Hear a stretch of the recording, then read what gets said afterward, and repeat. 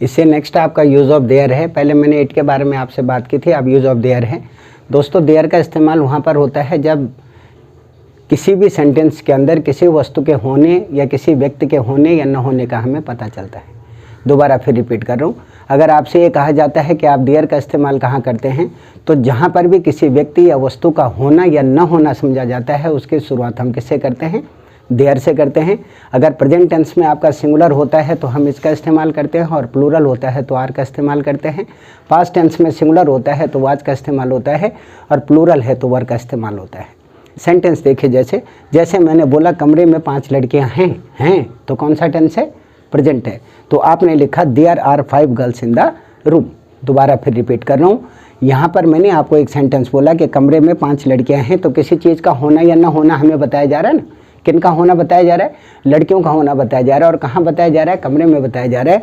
तो जब भी इस टाइप का कोई सेंटेंस आपके पास आएगा, सबसे पहले आपका देयर आएगा, उसके बाद आपकी हेल्पिंग वर्ब आएगी, फिर आपका जो ऑब्जेक्ट है वो आएगा। तो सेंटेंस आपका होगा there are 5 girls in the room, यानी कमरे में 5 लड़कियाँ हैं। और अगर यही होता कि कमरे में 5 लड़कियाँ थी, तो तब आप किसका इस्तेमाल करते, there were 5 girls in the room. क्यों किया हमने, क्योंकि ये दोनों के दोनों आपके क्या थे, प्लूरल थे। ऊपर प्रेजेंट का प्लूरल था और नीचे आपका पास्ट का प्लूरल था। तो हेल्पिंग वर्ब क्या यूज़ करेंगे, या तो आर यूज़ करेंगे या वर यूज़ करेंगे। अगर यही आपका प्रेजेंट टेंस में एक वचन में होता यानी सिंगुलर में होता तो या तो आप इसका इस्तेमाल करते, अगर यही पास्ट में होता तो वाज का करते। जैसे एग्जाम्पल है, अगर मैं बोलता हूँ कि कमरे में लड़का था, तो तब आप क्या करते, there was boy in the room. और अगर मैं कहता हूँ कि कमरे में लड़का है, तो there is boy in the room. और वहीं पर मैंने बोला कि लड़के कमरे में हैं, तो आपने क्या बोला, there are boys in the room. और मैंने बोला कि लड़के कमरे में थे, तो there were boys in the room. तो कुछ नहीं किया आपने, देयर का इस्तेमाल कर दिया, हेल्पिंग वर्ब लगा दी, और उसके बाद आपका जो भी ऑब्जेक्ट होगा वो आएगा। और यही अगर इंटेरोगेटिव होगा, यानी जैसे है कि क्या कमरे में 5 लड़कियां हैं, सवाल पूछा जा रहा है, तो कुछ नहीं करना साथियों, उसमें हेल्पिंग वर्ब आपके पहले आ जाएगी, उसके बाद देयर आ जाएगा। यानी सेंटेंस आपका बनेगा are there 5 girls in the room, क्या कमरे में 5 लड़कियां हैं।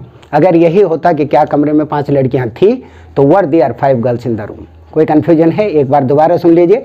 हम यूज़ ऑफ देयर का इस्तेमाल कहाँ करते हैं, जहाँ पर भी किसी व्यक्ति या वस्तु का होना या न होना समझा जाता है, उनकी शुरुआत देयर से की जाती है।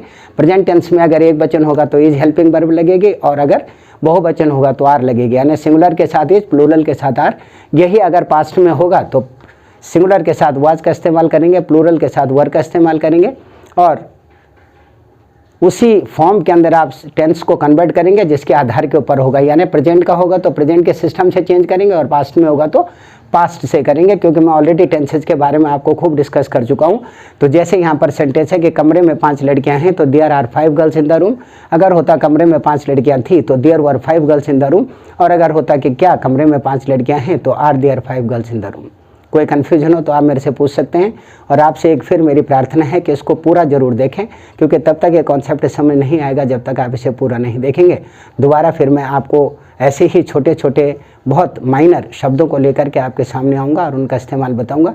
तो आपसे ये प्रार्थना की जाती है कि आप बहुत डीपली इसको जो है देखें। इसमें किसी भी प्रकार का कोई कन्फ्यूजन, कोई डाउट आपको अगर लगता है तो आप मेरे से सवाल कर सकते हैं, पूछ सकते हैं। आपके हर सवाल का मैं स्वागत करूंगा।